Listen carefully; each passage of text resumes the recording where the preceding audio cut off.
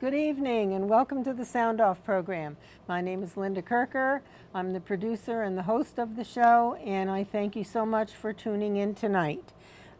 We have recently had Memorial Day, and on June 14th we had Flag Day, and we have July 4th, Independence Day, coming up around the corner, and I hope that you're flying your flag and remembering the U.S. Constitution.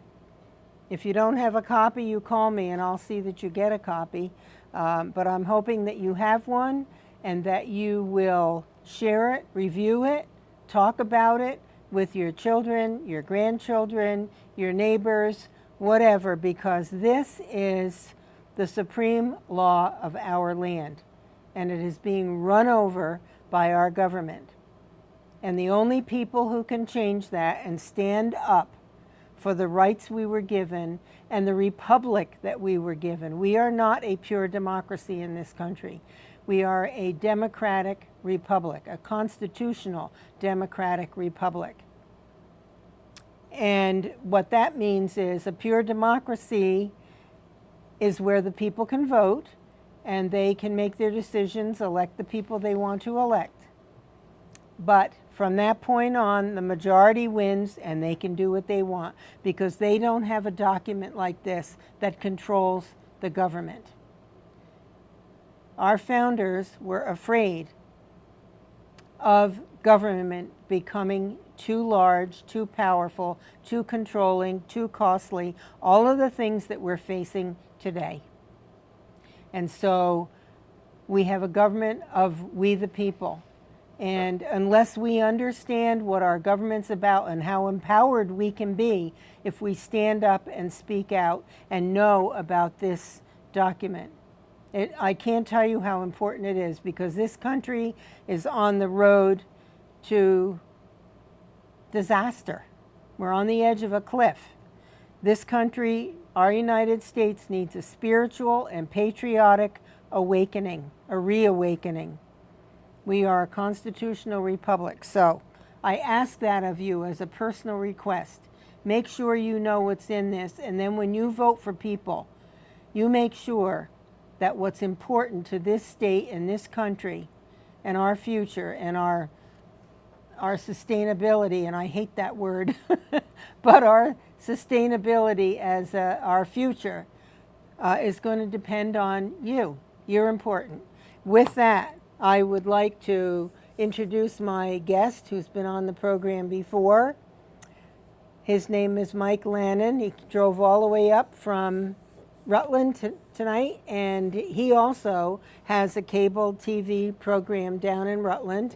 And I'm always glad to have him on because not only is he well-informed, but he's also humorous. Welcome back. Welcome. Thank you. Thanks for having me back, Linda. Hey, always a pleasure. Fun to have you on the show. Great. Is there something in particular you'd like to start with? Or Well, you're the host. You go ahead, and I'll be glad to jump in. You can ask me any question you'd like, because I know what you're thinking about up here. We have our own little problems down in Rutland, so Yes, you do. We very interesting little situations. So if we get into those situations tonight, that'll be great. But I don't know that what's happening in Rutland really affects what's going on in your TV viewing audience, but it might. Oh, it absolutely does. Oh, okay. What affects one part of the state, it's just like what happened with getting rid of Vermont Yankee. Mm-hmm. Okay, look what happened to that area of the state. That affects the economy of the state, the jobs for the people, the money that comes into the state. So yes, whatever happens in one part of the state has a reaching effect on the rest of us. Well, that's so true, because we have 600,000, maybe a little bit more than that in population in this state, and that's a very small state. And so what really happens in other parts of the state does affect every other little piece. Those of us that live in Rutland always believe that the majority of the voting population lives right up here in the Burlington, Chittenden County area, and many times we feel that we are the southern neighbor without any kind of voice or recognition. So it's kind of a neat thing to look at. Well, we have to each assume our responsibility as a legal voter in this state to make sure that we're registered to vote, that we do get out and vote, and that we're an informed voter. Most important thing, Linda, is the informed voter. We have so many people locally, and so many people statewide, and so many people in the national level who lockstep to a party, whether it be lockstep to the Progressive Democratic Party or it be lockstep to the Republican Party. They do not get themselves informed. That's not me. And that's not me either. But I do recognize that there are many, many people that do not become informed. They don't listen to what George Washington said, which was very important, that we keep ourselves entirely informed at all times. And especially with your opening line when you're talking about the Constitution, George Washington said that every single citizen had a civil duty as a citizen to read the Constitution at all times. And Ben Franklin said, if you can keep the republic, madam, we have a republic. And absolutely. Every generation, Tom Jefferson said, every generation would be challenged to keep this country, because it was the first event, the first time ever that men were going to be governed by men under the will of God. And that, not by a dictator. That's right. And most nations in this world today are run by a dictatorial power. And that's part of the problem we have in Rutland right now. We have a dictatorial mayor. But we'll get into that in a minute. We have been so fortunate in this country. The people who came here from Great Britain, who were under the tyrant King George III, who said, we've had enough. We don't have freedom. And there were a whole list of reasons in the Declaration of Independence as to the grievances they had against the dictator. And they had the courage to pick up stakes and head out to another place, which turned out to be this country. And they had so much experience with things that ran counter to human freedom and personal responsibility and so forth, productivity.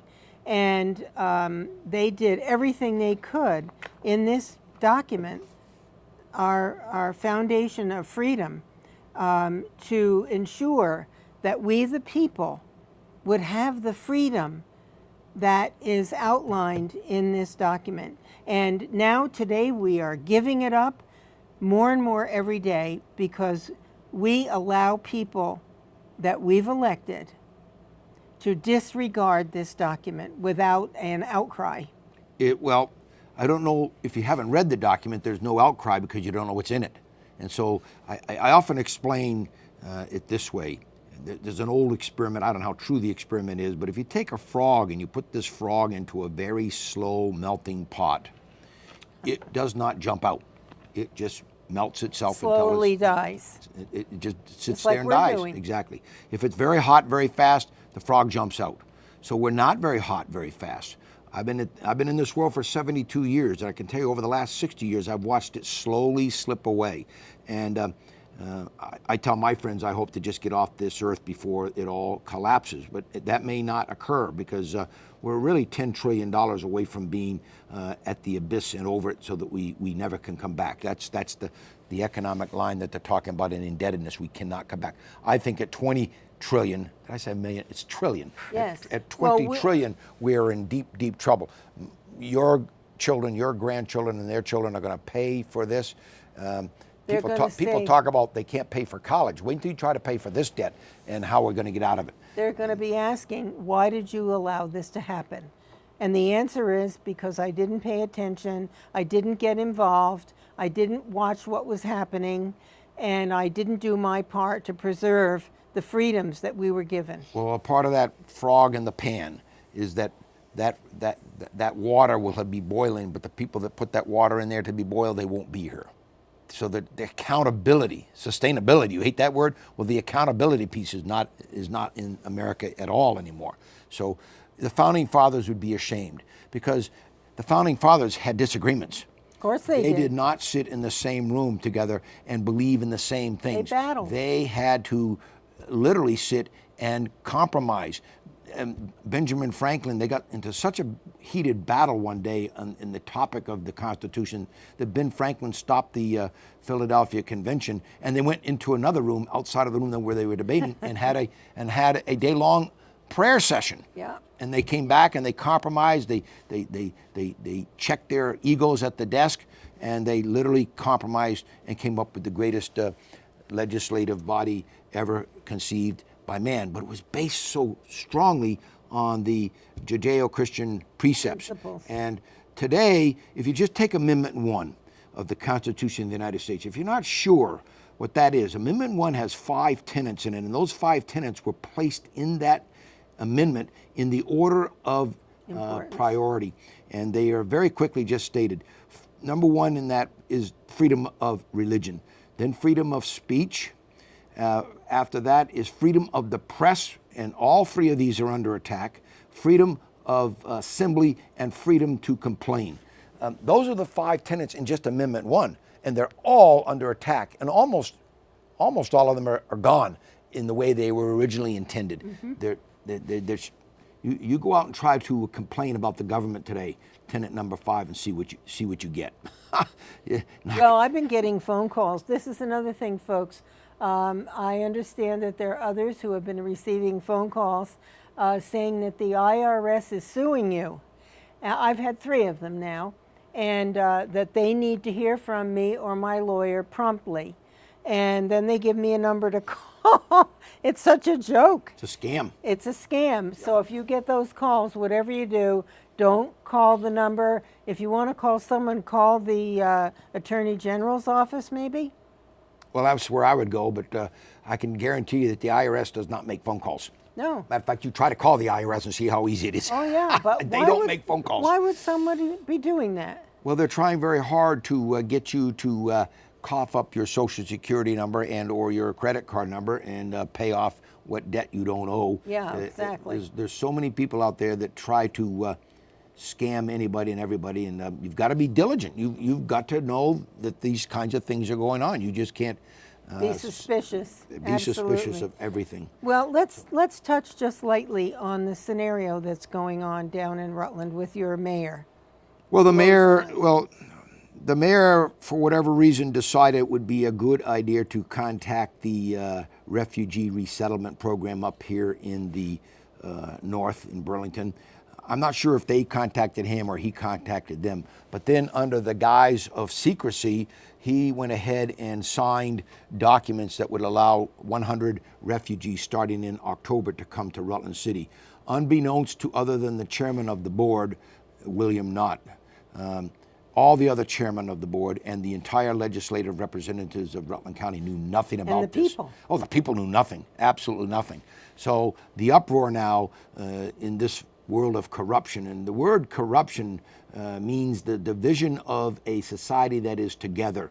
So corruption has literally taken place here. So there's no way to return to a level playing field. Now that it's been played under the word of secrecy, the world of secrecy, there's no way to mend this. And so there's 1,500 people that have now signed a petition demanding that the Syrians not come. And the mayor said the other day that he won't even put it on the ballot. He's not running again, so there's no chance to recall him. And the chairman of the board says that it's un-American to do these things. Well, they're not questioning whether or not we should have refugees. The city, the people in Rutland are questioning the process, and they're questioning how dare the mayor be so educationally and politically arrogant that he believes that he can vet the Syrians better than the FBI chairman who says we can't do it. Clapper, who is in charge of the National Security Association, says he can't do it. And the CIA agent who just spoke the other day is talking about that we're losing the war against ISIL, despite what the president said. They can't vet him either. So here's 3 top agency chairmen of the board saying they can't vet these Syrians. And but we'll bring them in. Papers.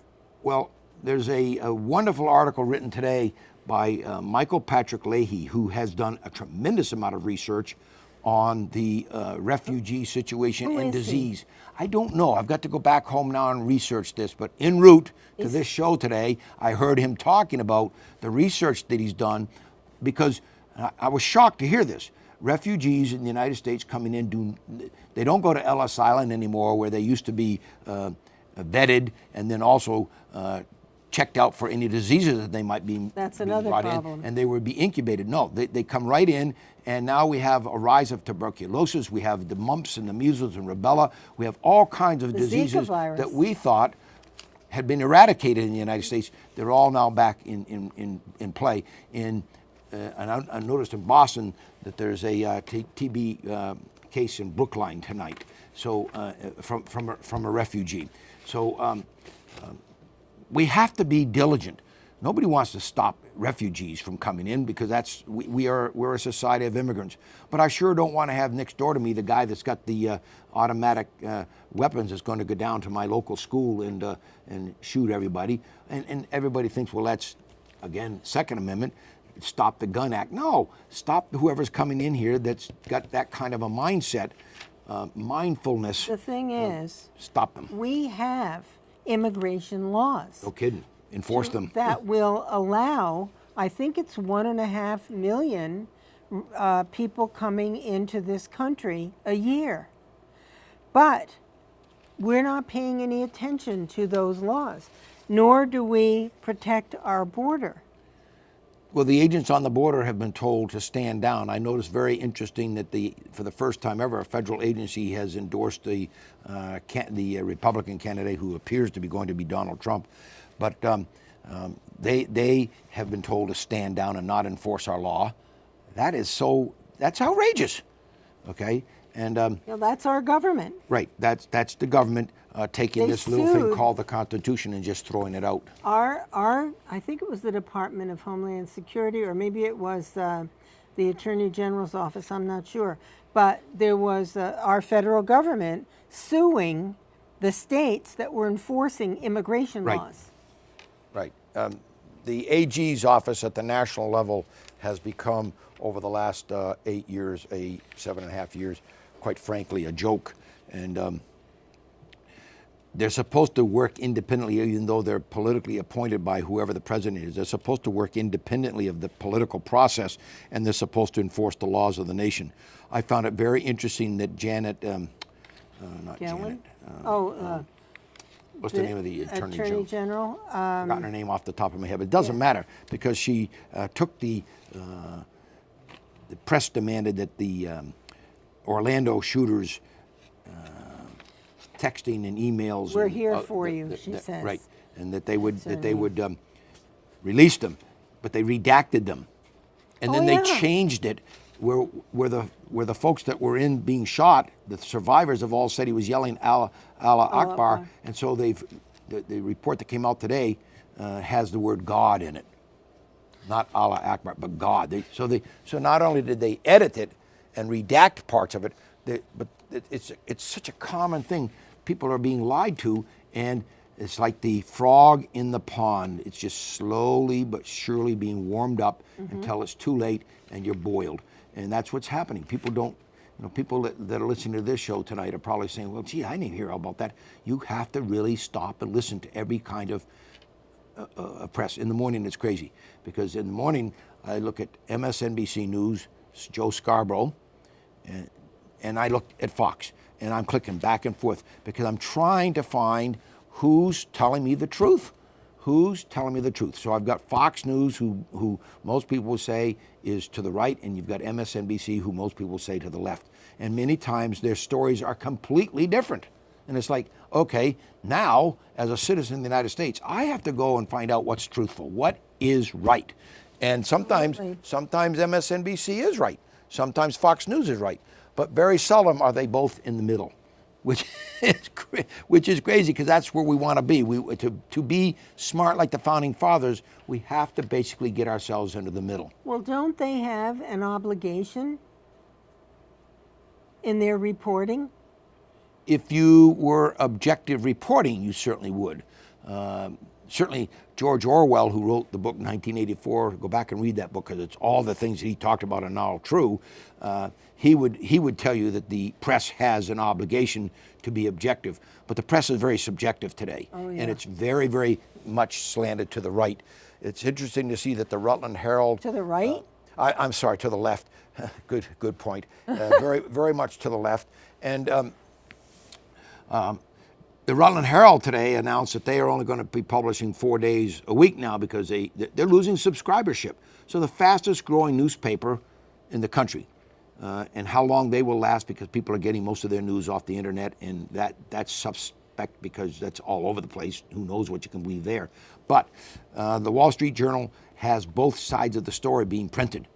Not the New York Times, who's losing, again, readership, but the Rutland Herald has lost a ton of readership. It used to be one of the most powerful newspapers in the state. It's going to go. Well, yeah, you bring up some good points, Mike. Back to your city of Rutland and your mayor. I doubt that he acted on his own. Oh, I doubt it too. Because our governor made a promise, I believe, to take in 1,000 Syrians over time. And I believe I'm correct when I read just the other day that this 100 is part of either 300 or 400 to come in this year. Right.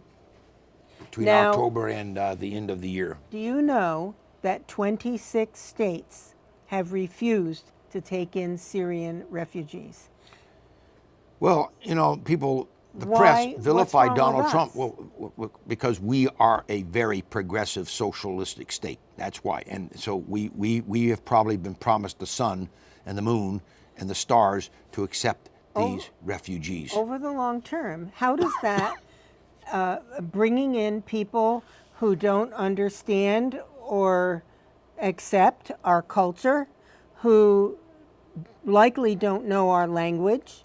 I think English should be the official language of our country. I don't think any kind of material should be printed in other languages. You come here, you learn our language, you become an American citizen, you assimilate into our culture, and you become a productive citizen. But people are not assimilating now. They're creating their little enclaves. There's a view that the United States should become a part of the world, international, global community. One world government. And that's craziness because you cannot build a great nation without some form of assimilation as one unit. So if I have a little faction of Syrians here and a little faction of Mexicans or Latinos here, blacks here, what whites happened here, in Europe. American. Exactly. Now all of a sudden we have no one getting along.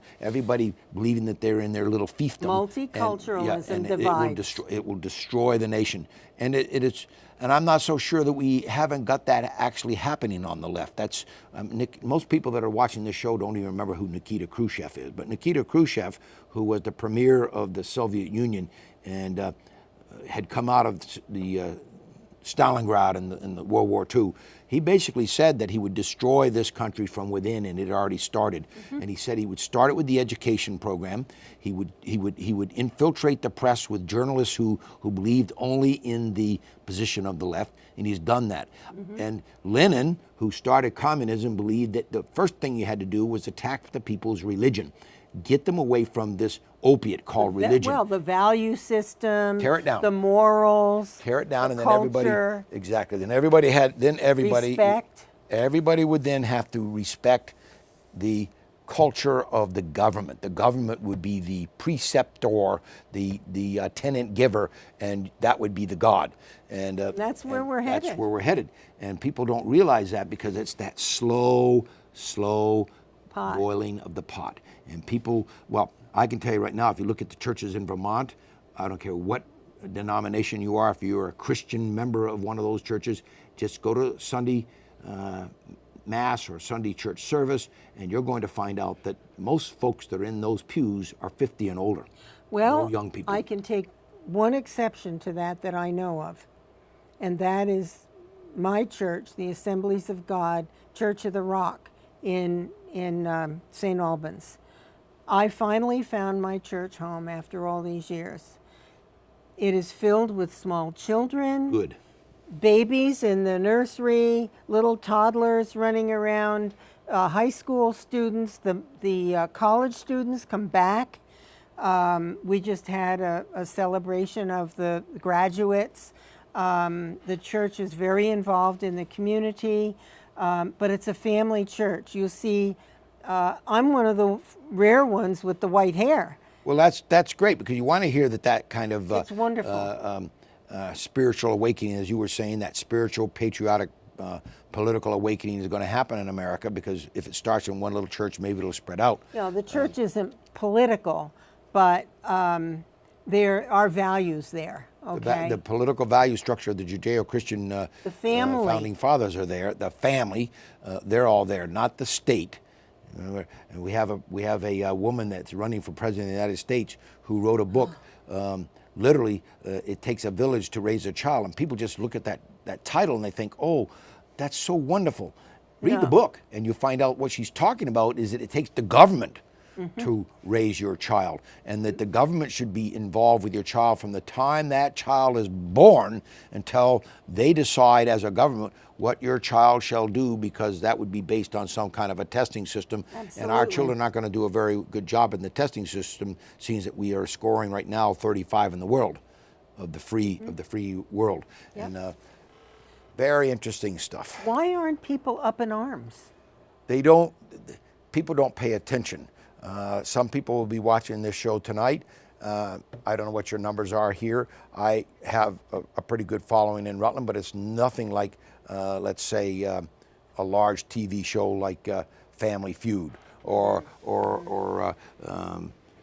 Any other number? any other number of shows that people just watch for I entertainment. think the following here is pretty good. I get a lot of feedback. Well, I see a lot of folks, in my show isn't a call-in show like yours, but I have a lot of folks that see me in the grocery store, they see me in church, they see me on the Exactly. street, and they stop. And I love it, because Me I have a too. lot of people that stop that have a dissenting voice.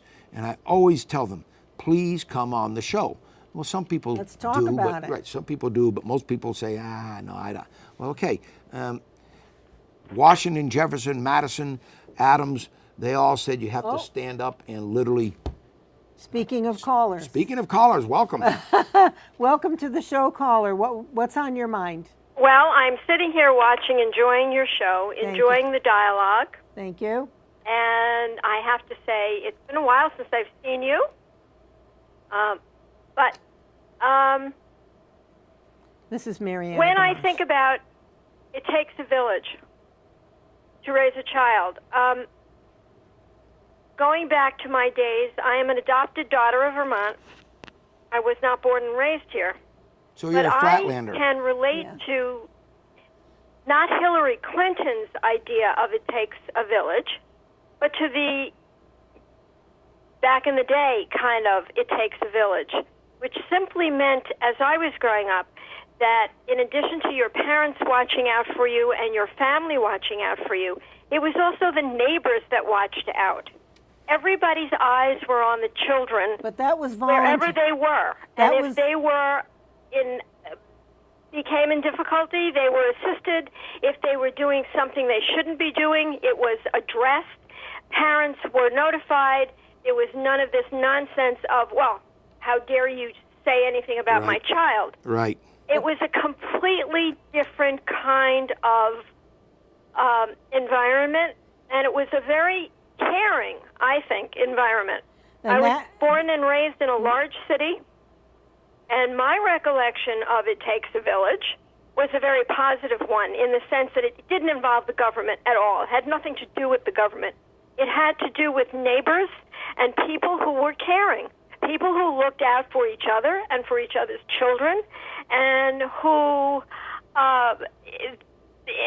invested their time and energy in that goal. It was voluntary, Mariana. Oh, absolutely voluntary. And it wasn't government mandates, government regulations, government control. It was, as you say, and mine was the same way. The neighborhood was a cohesive unit of families, and they played together, they were supportive of one another, Right. and they watched the children. And that's a whole different ballgame from what Hillary Clinton is. Oh, absolutely. Is espousing, and I think people maybe don't grasp exactly what she's getting at, which is the schools controlling how your children think, the government controlling.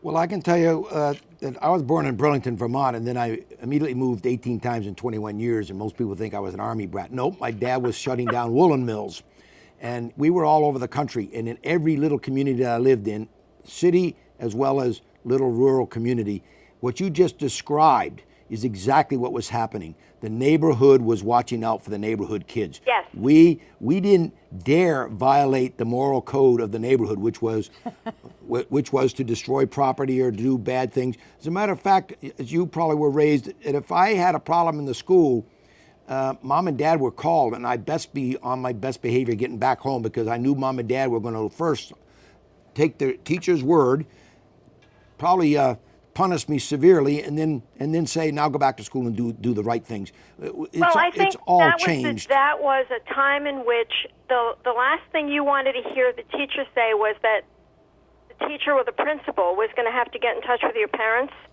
Because that was not something that you looked forward to. Because back in the day, if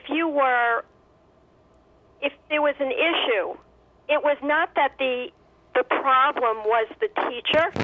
The problem was the child. Well, I can tell you right now that, and this is for fathers, because this is what my dad told me. He brought all four of us boys. My mother died a saint, believe me. All four of us boys walked into the room one day, and he looked at all four of us. He says, here's the rule of this family. Don't any of you ever dare bring a shame to your mother's front door. We knew exactly what he was talking about.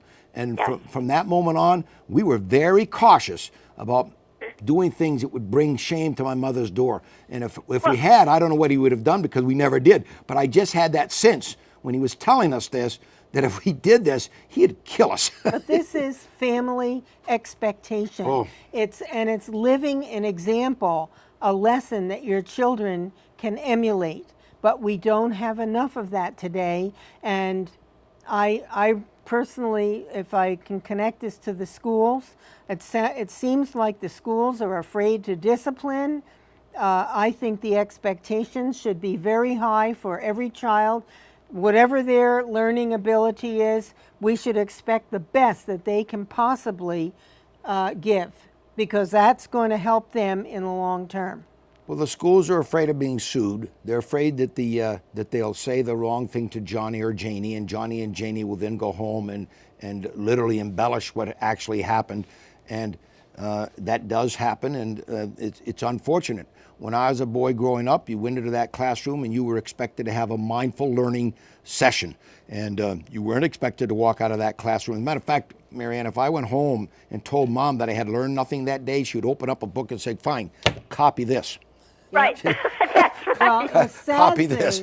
A sad thing is that I have a good friend who has a daughter who teaches the 5th grade. I won't say what part of the state she's in, but a phenomenal teacher. And I think I've mentioned this before in the program. When they switched her to 5th grade from 1st grade, she was a little apprehensive, but she's a very dedicated person and really cares about the children. And she set some goals and expectations first day with the 5th graders. Here's what's expected in this classroom. If you have a problem, you come to me. I will work with you on it, but we're going to learn. We're going to have control in the classroom, blah, blah, blah. And she gave them homework. So it wasn't long before the the parents were coming to school or sending notes in, and you're making my child work too hard, you're giving them too much homework. And by Christmas, she was getting thank you notes, little gifts from the parents. You've worked wonders with my child. And now, this gal who's been teaching, I don't know how many years now, quite a while, said to her mom recently, Mom, if I had known what education was going to become, I would never have gone into the field. And this is a woman who's a dedicated teacher as you could find, someone who really, wants to do the right thing by the children. But she is so frustrated with all the changes with Common Core and all the changes that the teachers have had to make. It's just a whole different ball game. Well, And the state of Vermont has written 2 laws, Act 46, which is the law that enforces everybody, consolidates, and then Act 77, which is the proficiency-based of Common Core and the personal learning plans. And so those 2 laws are going to change education in this state. And nobody knows what the outcome is going to be, but they're assuming that it's going to be a great outcome and that children will do much, much better in the national testing and all of these other things. Nobody has done the research on this, so they don't really know. And it means that every teacher has got to really relearn the way in which they're going to conduct their classroom. Can it be done? Sure, it can be done. I mean, you can teach any way that the state wants you to do it. I just know that, as your friend has probably professed, it has changed so much that the basics of reading, writing, and arithmetic are basically out of the window right now. You have so many other things that you have to deal with in the classroom that as a child growing up, and I'm sure all of us that have just been engaged with this conversation will say, we never saw that in the classroom. When I was a kid growing up, you went into the classroom, you were there for mindful learning. You literally were there to learn something. You knew why you were there. There was no question why you were there. And today, I'm not sure that the children even know why they're walking into the classroom. Well, you know, also there was a different mindset in terms of the home. I know in my home, my parents both were teachers. So I learned at a very early age that your job in life, my job was to go to school every day and to do the best of my ability. Yep. And there was never any question that I would be if the teacher had to reach out to my parents, there was never a question that it was the teacher's fault, ever. Right. Now, I'm not saying, and I certainly don't mean to say that there might be exceptions to the rule, but we have devolved to a situation where the children are always, seemingly the children are always right, and the teacher and the administration is wrong. At least that's what I see all too frequently. Well, I think you're right, and I want to thank you for watching and for tuning in. It's always nice to get feedback from the viewers, Mariana, so I want to thank you for calling in and chiming in. Well, you're welcome, and I'm enjoying the dialogue that you're having. Very important. Thank you. Thank you. Okay, bye-bye. Bye-bye. I wanted to touch on why does the Internal Revenue Service need guns? I'm going to read this. Okay, go for it. Special agents at the IRS equipped with AR-15 military-style rifles. Health and Human Services Special Office of Inspector General agents being trained by the Army's Special Forces contractors. The Department of Veterans Affairs arming 3,700 employees. The number of non-defense department federal officers authorized to make arrests and carry firearms, 200,000 of them, now exceeds the number of U.S. Marines, 182,000. In its escalating arms and ammo stockpiling, this federal arms race is unlike anything in history. Over the last 20 years, the number of these federal officers with arrest and firearm authority has nearly tripled to over 200,000 today from 74,000 in 1996. Let me see here. Well, you can stop right there because all you have to do is pull out your little old Constitution, and I need glasses to tell you, but Amendment 2. This is an attempt by the government to stop the citizens of this country from being able to defend themselves against the government. Yep. And Amendment 2 basically says a well-regulated militia being necessary to the security of a free state, the right of the people to keep and bear arms shall not be infringed. So while Hillary is yelling and screaming in this election cycle that we need to disarm and to control all armament for the citizenry, we'll make sure that the government is armed to the teeth and therefore will be able to go to your home and violate this Constitution and arrest you, stop you. And what's interesting is that little Hillary Clinton, for the last 20 to 25 years, has always had 4 or 5 armed bodyguards with AR-15s. Gee, that's worse than the weapon that's recommended for your home defense, which is an AR-16. And both weapons will take down the enemy. Interestingly enough, of course, the president has all these agents protecting him, and a president and a party that doesn't want our national border secured to protect the American people and our country, which is his number one obligation of the only real obligation of the president. Guess what? There's a brand new wall going around the White House, and it's pretty high. Yep. He's protecting himself, well, but not us. We know that there is a huge divide between the left and the right in this country, and I'm not sure that this will ever be bridged. And the wall, whether it be by language or be actually by brick, is getting higher and higher between the left and the right. And the argument is falling on deaf ears. It was good to hear from your guest that called in. She obviously recognizes that there are some serious problems. There are some very serious problems in the state of Vermont. I suspect that there are in St. Albans. I know that there are in Rutland. Rutland County in particular has some huge problems. And people haven't even started to talk about the economics. I don't know what's going on in St. Albans, but Rutland County has not had a pay raise in 8 years. There is no economic growth down there. And so as the more... state isn't. No, I know. But the left will tell you that there's wonderful growth.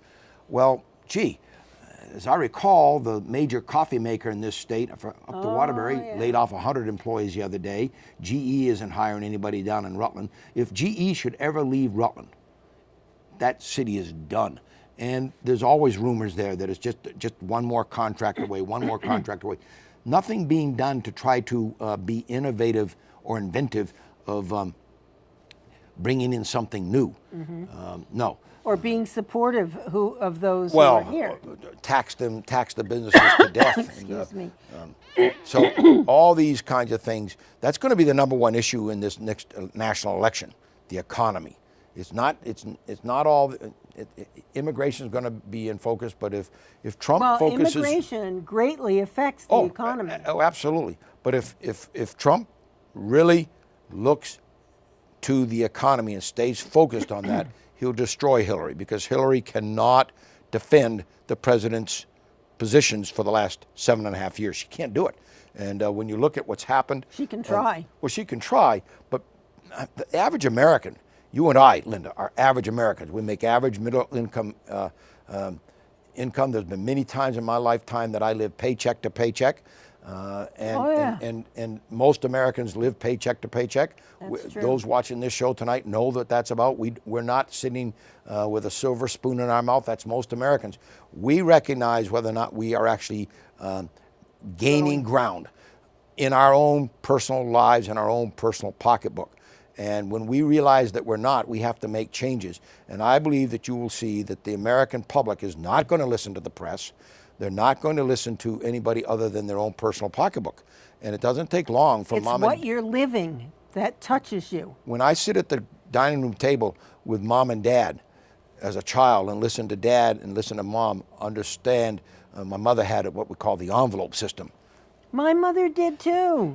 We put the money in the envelope, and it was marked what it was going to be used for. Absolutely. I did the same thing. And we as kids were around that table understanding. Today, children don't have any idea. A parent would give a child $50. You'll love this story. Make it quick. My father's in the woolen mills. My older brother, he's getting 50 cents a week for an allowance. I'm getting a quarter. My other brother's getting a quarter. My little brother's getting 10 cents. My older brother thinks it to be a good idea to get a raise. So we built signs and struck. My father tore up those signs. We never got another allowance for the rest of our lives.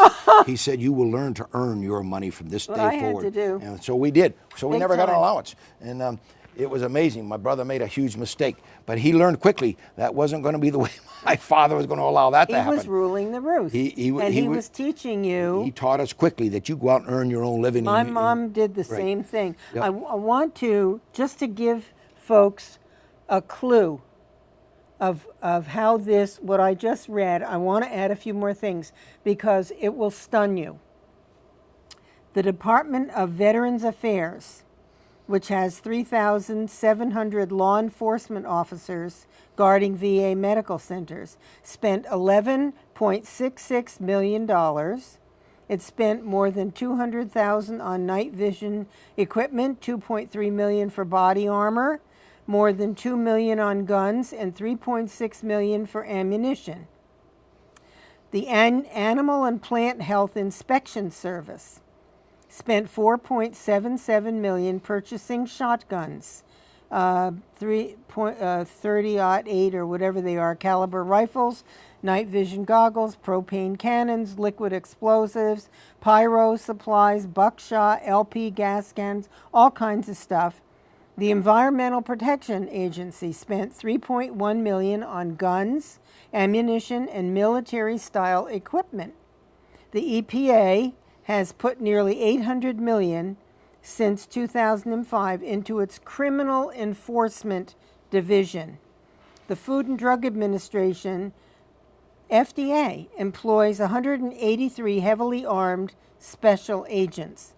What for? The University of California at Berkeley acquired 14 5.56 millimeter assault rifles, and Yale University Police accepted 20 5.56 millimeter assault rifles from the Defense Department. Texas Southern University and Saddleback College Police even acquired mine-resistant vehicles. And then there are the Small Business Administration, Social Security Administration, the Oceanic and Atmospheric Administration, the Education Department, the Bureau of Engraving and Printing. All of these are armed to the teeth. Well, why? Just listen to that list real quick. The left the left, in order to win, has got to go, if it proves truthful to history, the left, in order to win, has to overpower, has to do it militarily, because nobody in their right mind is going to give up it. these freedoms and liberties to go to a socialistic nation. Exactly. Look at the food fights right now in Venezuela that are going on, and the richest person in Venezuela is I've forgotten who the president is. His daughter. Yeah. But in order for communism to take hold, it has to be a revolution, and people don't even realize that. They went from a progressive nation, the czars who were tyrants, down to the socialists. Now, who do you think the communists killed? Ladies and gentlemen, they killed the socialist elite. That's who they killed. So when Stalin came to power and killed off 1.8 million, he was killing off the socialists who would have enough experience to bring it back. They would have been able to put a stop to it and say, whoa, we've gone too far. No, annihilated them because they wanted to be down here where the communists control everything. That's the difference. The communist government controls every single movement of the citizen. Well, I happen to believe that George Soros is playing a huge part in what's happening to this country. I think he's the puppeteer. Well, he and others that have those kind of billions, absolutely. Yep. Trump's not far off when he talks about the fact that Hillary is controlled by millions of dollars. Oh, if I gave you $1 million tonight, wouldn't you feel a little beholding to me? If I said to you, well, I'm going to give you this $1 million, but you know, I've got a little bill down there in the legislature that I need you to help me. I would say keep your money. Well, see, that's a principled lady. But there's a lot of people who take that $1 million and say, yeah, I'll do what I can for you. Oh, because God, how can you live with yourself? Because that $1 million speaks more. Money talks. Can I say this on TV? I know, my father used to say that. Yeah, money talks, bullshit walks. You hear that? Oh, he didn't include that part. Well, my dad did. But he always said, Linda, money talks. That's right. right. And when I ran for the legislature, I made it purely known. Any donation that is made is not a quid pro quo. There will be no anybody tapping me on the shoulder and saying, aha, we gave you money, remember when you vote. No way. Yep. Well, no way. When you're talking millions And it's always interesting because very many people in the state of Vermont in particular, the three folks that are down there right now become over time millionaires. Oh, yeah. Bernie Sanders has never worked a day in his life for He went anything from other welfare to millionaire. No, no kidding. On the people's back. Right, and the money is sifted through his wife's accounts. Patrick Leahy came from money, his wife's money, but he's a multimillionaire. And of course, look what Welch's. the Clintons have done. Oh, with their, what do you call it, their foundation? The Clinton Foundation, that's a fraud, and the press refuses to go after it. We need reporters like they had in Watergate. Go after it. Dare to stand up and be a difference maker, and dare to be the difference. That's in our exactly, church. There's a big, exactly. There's a thing. Dare to be the difference maker, and people are afraid to do that. And in order to be the difference maker, you're going to have to be against the norm. How could you feel comfortable voting for a woman, Hillary Clinton, who accepted multi-millions of dollars from foreign entities to which she, in exchange, gave them what they wanted? Like As Secretary of State. Yes, ownership I don't know. of part of our uranium in our country. I don't know how many of your listeners or how many people in the state of Vermont or in the nation are even going to be willing to listen to that. That's But the it's true. But that's the lockstep. That's crime. That's the lockstep. And well, let's see if the number one. Let's see if the FBI brings the indictment, In this and let's see if the administration? AG is willing to then prosecute. It's going to be interesting. Lynch. Right, Loretta Lynch, that's who it is. My wife says it's never going to happen. I don't think so either, She because says there's never no in a million integrity years. there. Never in a million years it's going to happen. And Hillary has much as said, I'm never going to be prosecuted. Exactly. She knows. So she knows already. She has an inside track on what's happening. So to do things illegally without integrity that potentially harm the national security of your nation is okay. They took administration. a general by the name of Petraeus, one of our finest generals, and because he would not lockstep, destroyed him for a very small document that he kept in his girlfriend's chest of drawers or wherever, and she had used pieces of it for a press statement.